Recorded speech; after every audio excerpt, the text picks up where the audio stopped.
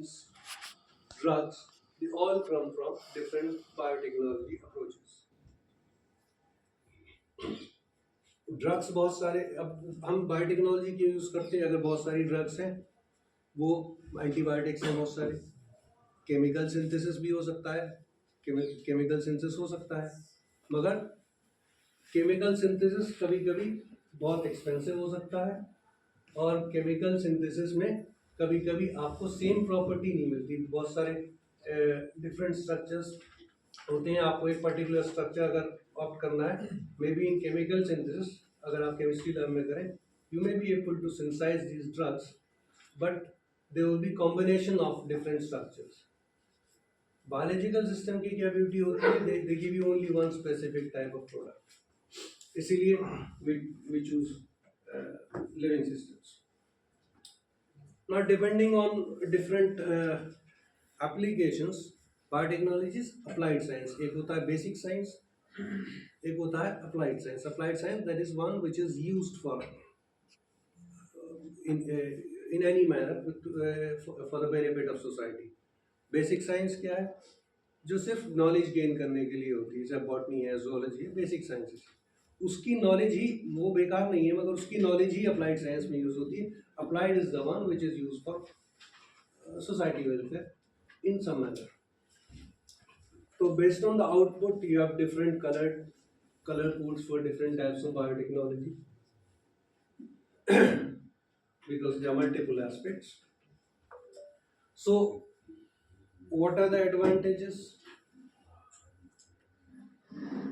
One is reducing pollution to minimize environmental damage. Pollution कैसे reduce हो रहा है, मैंने आपको example दिया drugs की synthesis का, medicines, pharmaceuticals. Chemical synthesis में a large number of chemicals will be utilized and the waste will be increasing to pollution. While in biotechnology there is less amount of waste. Then जब हम अभी GM वगैरह की भी बात करेंगे, तो creating healthier, stronger and more sustainable food products, ज़्यादा variety, ज़्यादा amount and more nutritious. Treating diseases before birth by altering fetus genome, that can be done. अभी इसमें कुछ ethical concerns हैं जो अभी final stages में नहीं है. Designing medicines to boost health, that we do. Cutting cost of farm supplies while increasing crop yields. Now, what biotechnology can do for sustainable development? The problem is the population is increasing. Then food supply is also required. अब जब food supply चाहिए, land वही है बल्कि अब कम हो रही है, एरेबल लैंड जिसमें हम खेती कर रहे हैं, that is shrinking, demand is increasing. तो अब क्या, हमको प्रोडक्शन ज़्यादा चाहिए क्रॉप्स का। सो इसीलिए अच्छा, सीरियल्स जो होते हैं वो सबसे ज़्यादा खाए जाने, राइस, व्हीट और मेज, ऑल दीज वो सबसे ज़्यादा खाए जाने वाले क्रॉप्स हैं।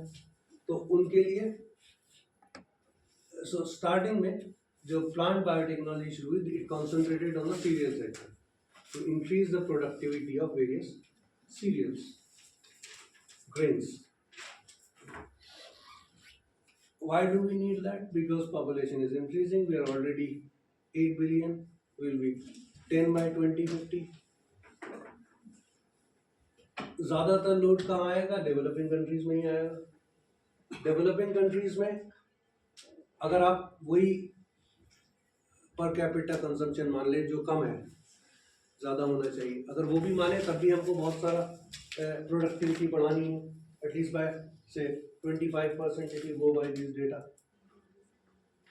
एक प्रॉब्लम एक तो ये है कि प्रोडक्टिविटी बढ़ानी है, दूसरी प्रॉब्लम ये है कि एरेबल लैंड जो कल्टीवेबल लैंड है वो कम हो रहा है क्योंकि पॉपुलेशन इंक्रीज हो रही है। तो कल्टीवेबल लैंड जो है उस डिक्रीज हो रहा है। तो अब डुअल प्रॉब्लम है, डिमांड बढ़ गई है और एरिया कम होता जा रहा है। तो we need some different approach to increase the production. For more people, less arable land, less water, less renewable, non-renewable resources, and fewer people engaged in farming. ये सब combined है. तो अब हमको value adding करनी है rather than looking for only better crops. Productivity increase करनी है और उनकी nutrition value बढ़ानी है. So that is why biotechnology has become important for sustainable development. Initially क्या हुआ, जब थोड़ा बहुत इंक्रीज हुआ डिमांड, फर्टिलाइजर्स इंट्रोड्यूस हुए, फर्टिलाइजर्स अब टू मच यूज हो रहे हैं, पेस्टिसाइड्स बहुत ज़्यादा यूज हो रहे हैं. We know that every fruit and vegetable is full of pesticides. Fertilisers बहुत यूज हो रहे हैं to increase the production, to meet the demands. अब उसमें क्या हो रहा है, फर्टिलाइजर ज़्यादा यूज हो रहे हैं तो they are causing water pollution, they are causing soil pollution. तो these problems are coming. So we have to reduce pollution also. Sustainable में क्या, अभी तो आपने ठीक है बहुत सारा फर्टिलाइजर, बहुत सारा पेस्टिसाइड, उसको किसान ने इतना ग्रो कर लिया. प्रॉब्लम क्या है कि नियर फ्यूचर में जब ये पोल्यूशन बढ़ रहा है, जब ये पेस्टिसाइड्स लोगों के जिस्म में जा रही है, all sort of diseases are occurring, cancers, diabetes, all are because of these chemicals. ये प्रॉब्लम है. अब biochemistry, biotechnology has to play important role in this. So technology in general, not only biotechnology, is required for differentiating product, reducing cost, providing new business opportunities, aligning food products with consumer needs, facilitating and supporting strategic change. These are the basic aspects of any technology. Biotechnology is special नहीं. कोई भी technology, it is meant for improving the particular status of a particular sector. Now, biotechnology products are now being seen as, although there are some concerns, हम बात करेंगे उसकी भी, as a second precursor of second green revolution. By genetic improvement of the crops. Although the main contribution is pharmaceutical industry, मगर हम will be concentrating on crops. एक part ये हो गया. दूसरा पार्ट ये है to develop plant varieties which can grow in areas because of pollution, because of climate change, the arable land is getting converted to desert. So marginal areas हैं जहाँ पे नॉर्मल क्रॉप्स नहीं हो सकते, तो एटलीस्ट या तो वहाँ क्रॉप्स ऐसे हो जो हो जाए, या ऐसे प्लांट्स हम डेवलप कर पाए जो वहाँ ग्रो कर सके. तो at least if not the food for humans, it may be fodder for animals, and at least they will prevent the climate change or environmental ecosystems. So और दूसरा ये हो सकता है development of livestock. Both are taken care by biotechnology approaches, and that is basically involving transgenesis. Transgenesis क्या था, अभी मैंने आपको बताया. Transgenic organism is the one which has new genes introduced, and transgenesis इसी process को कहते हैं जिसमें हम एक transgenic animal या transgenic plant develop करते हैं.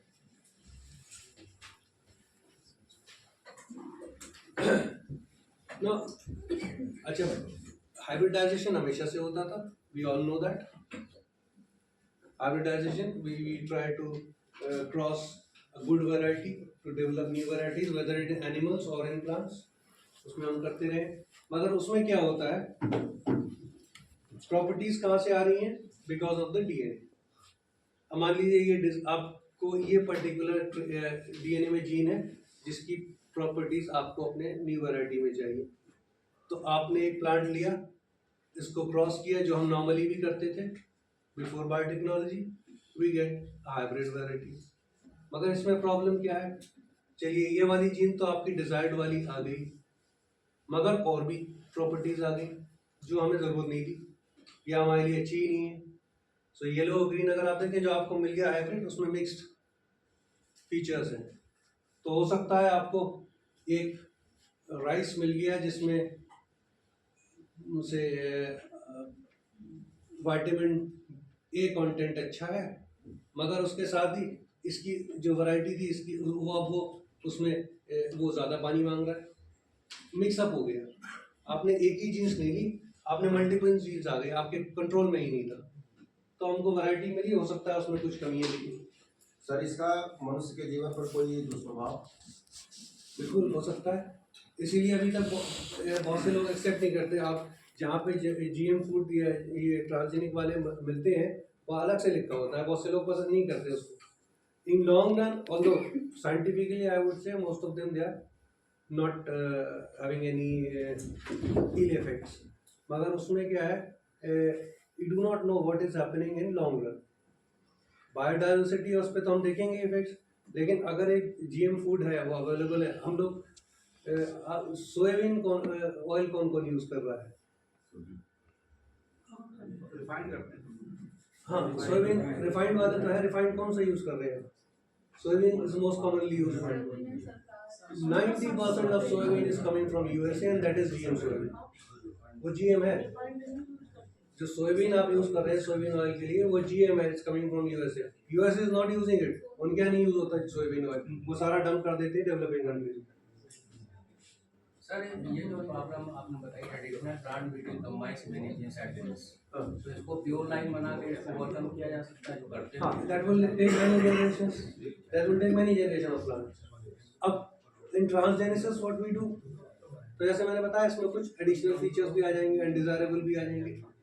ट्रांसजेनिसिस में क्या होगा, वी कैन, मैंने अभी आपको दिखाया था, we can pinpoint any particular type of gene. हमको ये वाली जीन चाहिए थी, हमने वही आइसोलेट की, वही इंट्रोड्यूस कर दी।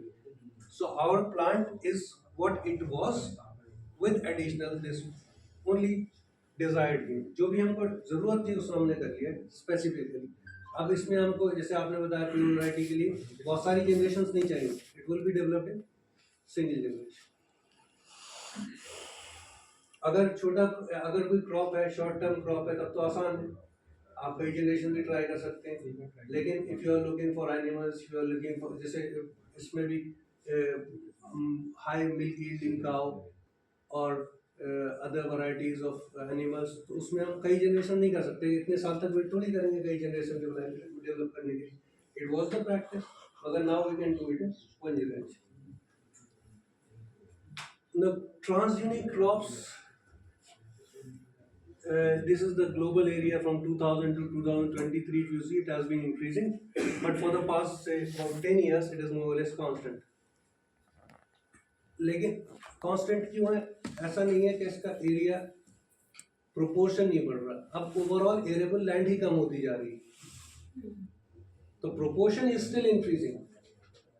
ठीक है, अगर पहले यहाँ पे अगर ये 10% था of all crops, now it may be 15%, proportion बढ़ा है, मगर एरेबल लैंड ही कम हो रही है, इसलिए आपको ये कार्स एक से दिख रहा है। Initially there was large difference. Now one is these BT crops, ये GM crop है। BT stands for this Bacillus thuringiensis, ये एक बैक्टीरिया होता है। ये बैक्टीरिया एक प्रोटीन प्रोड्यूस करता है जो इंसेक्ट्स के लिए पॉइजन होती है, बट आपके लिए नहीं होती। तो अब ये बीटी वाले जो क्रॉप्स थे, cotton was the first to be developed. BT crops में इन्होंने क्या किया, इस बैक्टीरियम से वो जीन ले ली जो पॉइजन प्रोड्यूस कर रही थी, poison for the insect not for humans, which will kill the pests and insects, उसको ट्रांसफर कर दिया क्रॉप में। कॉटन वाज द फर्स्ट, अभी अब कहीं में होता है,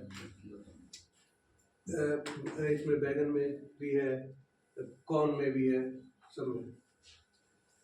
तो अब जब ये अब प्लांट में इंट्रोड्यूस कर दिया, अभी प्लांट जब ग्रो करेगा वो वाली प्रोटीन भी बनाएगा, उसको प्लांट से कोई मतलब नहीं है, प्लांट के लिए टॉक्सिक नहीं है, ना ह्यूमंस के लिए टॉक्सिक है अगर आप उसको कंज्यूम भी कर रहे हैं, मगर इंसेक्ट्स के लिए वो पॉइजन है, तो insects will eat it, if they eat it they will die. तो स्पेशल इंसेक्ट होगा ना, कोई जो इंसेक्ट होगा, हाँ, रिगार्डिंग जैसे बीटी काटल हो गया, बीटी प्लांट हो गया, हाँ, बीटी कार्ड हो गया,